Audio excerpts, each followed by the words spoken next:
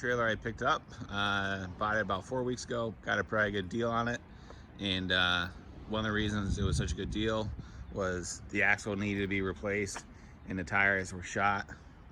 This is actually a nitro trailer. They're made locally up in New Hampshire. They started off in 2015. And but honestly, for the first year run, I think what they did is they partnered with Snowpro, because if you look at this trailer in comparison to a existing Snowpro of the same year, they're almost identical. But over time, as Nitro has kind of come up with their own designs, they've actually have changed. So if you look at like a current Nitro, the front door, as far as the access door, is a lot wider, and the man door on the other side is actually rounded. It's radius instead of flat. But yeah, so I've been plugging away at this thing for the last 3 or 4 weeks, and I've already gone ahead and replaced the axle and the tires, just to show you just how bad the tires were. And the axle was completely shot, so completely collapsed. So, but as soon as I bought this thing, I started to notice what everybody complains about is the buildup of condensation inside the trailer. And pretty much during the colder mornings and the warmer days, you'll notice that it's almost like it's raining inside the trailer. And the reason is it's because of the lack of venting, and I'll get to that in a minute. But the trailer is only vented by those little 2-inch round vents, and that is a design flaw, and I'll show you why in a minute once we go back in the garage. But what we're gonna do is we're gonna correct that today, and we're gonna install the vents and make this better.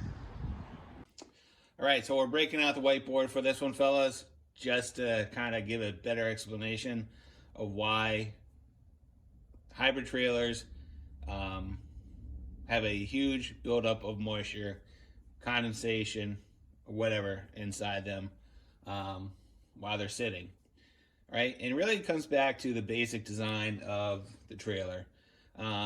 They're sealed so well, almost to the point where it becomes a design flaw, right? So, you know, in the back you have this big door that opens up, and there's a big gasket that goes around the opening, and that thing is sealed pretty well. And then you got the front door for access, you know, for when you're attaching your holding down your skis. That's sealed by a gasket. And then you have the man door on the right hand side, or a fuel door, and those are all nice, tight, and they seal very well, to the point where it almost creates a vacuum in there.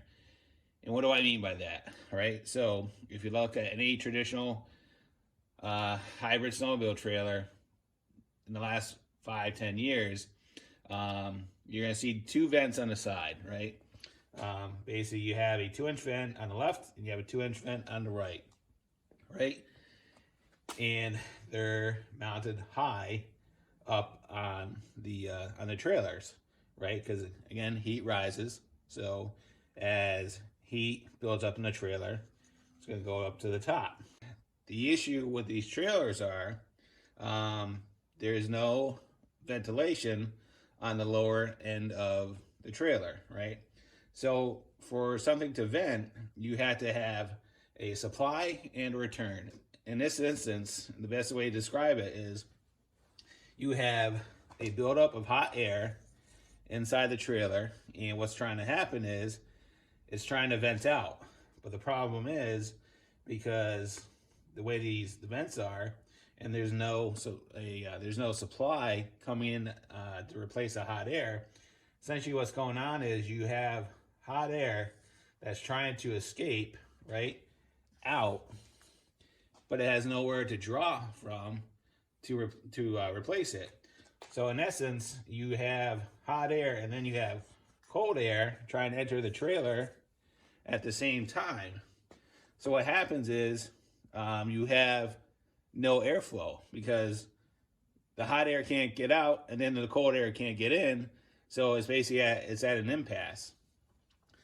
So what will happen is at night, cold air will come in there, and then the cold air will have moisture. And then what happens is during the day, as the sun is baking down on this thing, the air warms up, and basically it starts to go to the top of the trailer, and that's when you have all this moisture accumulate at the top of the trailer, and that's when it gets so bad, especially on humid days. If you open up the trailer, it basically gives a sensation that it's raining down inside the trailer.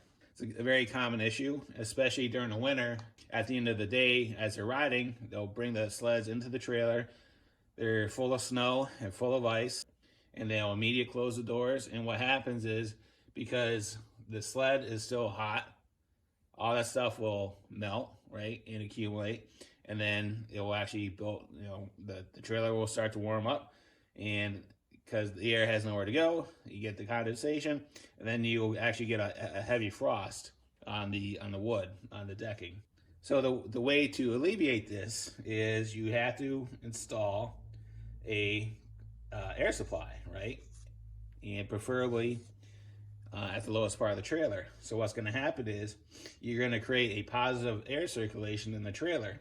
So what's going to happen, same physics, as the air is heating up inside the trailer, the heat is going to rise, and it's going to want to go off the top, and then what's going to happen is fresh air is going to come into the bottom of the trailer because it's cooler, and then you just have the natural circulation going on.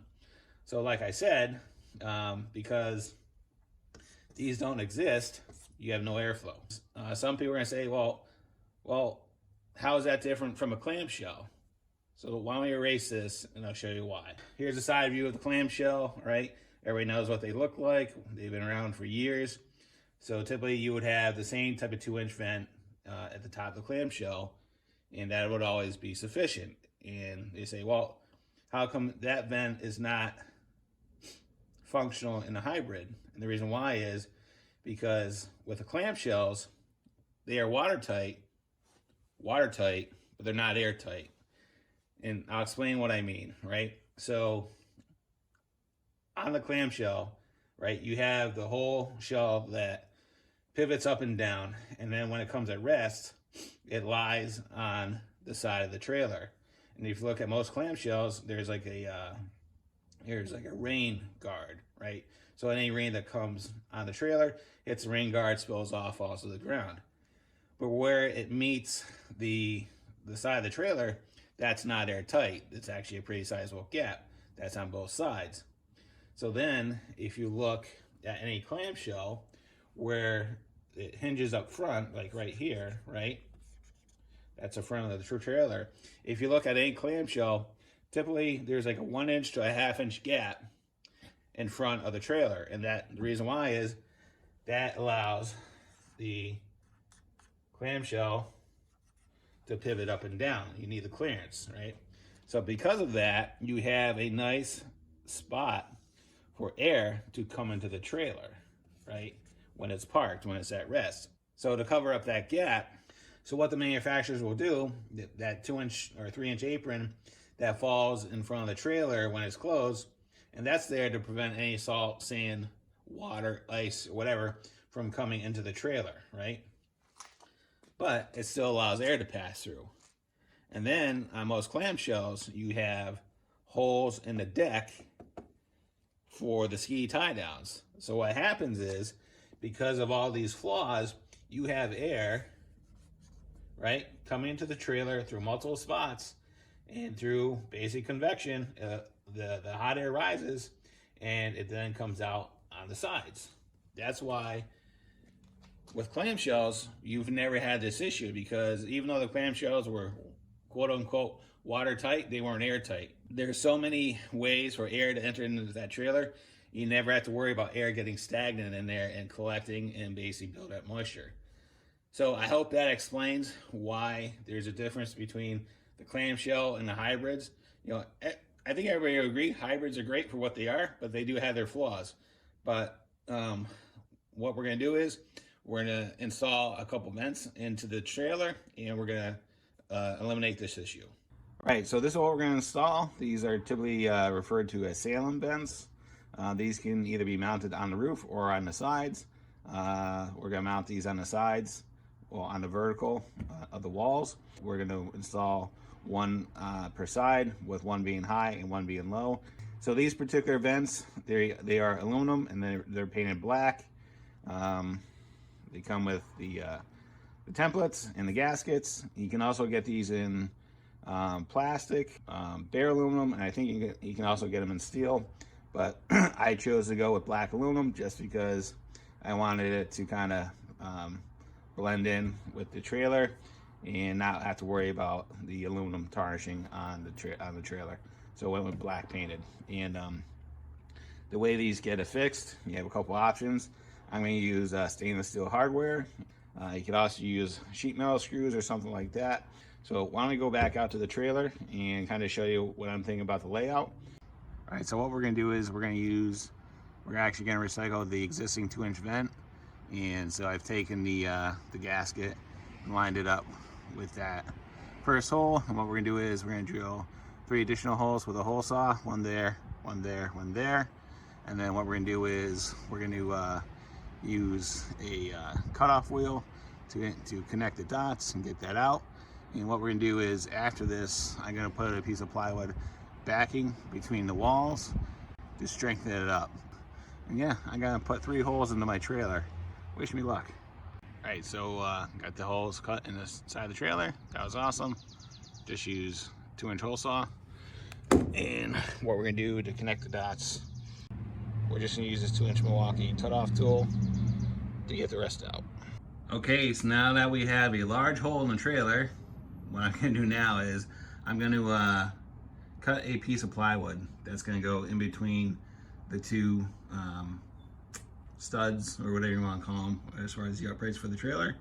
Because again, this is just sheet metal, and when you have that big handle and you're opening up on it, I don't want to torque the sheet metal panels and warp it. So we're just going to add a piece of plywood to cover that up and go probably, I don't know, 6 or 8 inches below it, just to add some structure to it, so to reinforce the sides.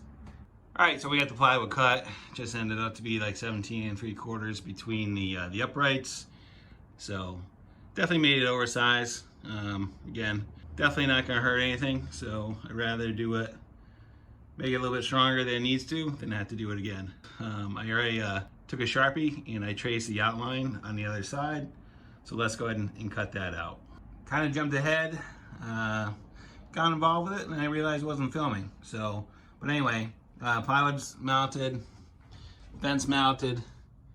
We got it held in by stainless steel screws and lock nuts, and we also put some sealant in between the plywood and the vent. So when it's sealed in there, it should be watertight. And the way this thing works, you just squeeze the handle, closes it. You want to go the other way, you do that, and then I can tell you already, I can actually feel the air movement as it's going past it. So, right, so why don't we go ahead and jump over to the other side. All right, so I have the driver's side done. Essentially use the same process as the other side. Just use a piece of plywood to strengthen it up. And again, use stainless steel hardware. So no worries about rust or corrosion or anything like that. All right, so there you go. There's a finished product. I think it's gonna work out pretty well. So if you actually start looking at new trailers that you can buy either from Nitro, Mission, Proline, Triton, whatever, any of the big trailer manufacturers, you'll actually see venting like this to become an option. You can actually include it on your build. So with vents, you have a couple different options. You can go with the Salem vent, which is what we installed here, but they also make another one. It kind of looks like a little Stingray, and same thing, same principle. You know, one high, one low. But I thought about doing those, and my fear was, because if you actually look at the vent, it's actually open on the front side of the trailer. And let's face the facts, these trailers are towed in the worst conditions: salt, sand, snow, rain, whatever. And it's really, you know, it's in the worst possible scenario. And my fear is, if we were towing in the middle of the winter during a lot of snow on the road, slush, whatever, you would have an accumulation of stuff actually inside the vent, and either the vent will clog up, it would freeze, or it would get to the point where you would actually have intrusion into the trailer. because we've all been towing, and when the roads are bad, you know, everybody knows, everybody has pictures of their trailers just covered in brown snow and salt and slush. So my fear was having all that crap getting into the vent and basing it non-functional. So what's nice about these is if you're trailing or you're towing, you can actually close the vent so you don't have to worry about it, and when you're at rest, you can open it back up and there's no risk of anything happening. So I think this is a better idea, better solution. So all right, if there any questions, comments, thoughts, concerns, go ahead and leave them in the comments box. I'll get back to you as soon as I can. And as always, thanks for watching and have a great day. See ya.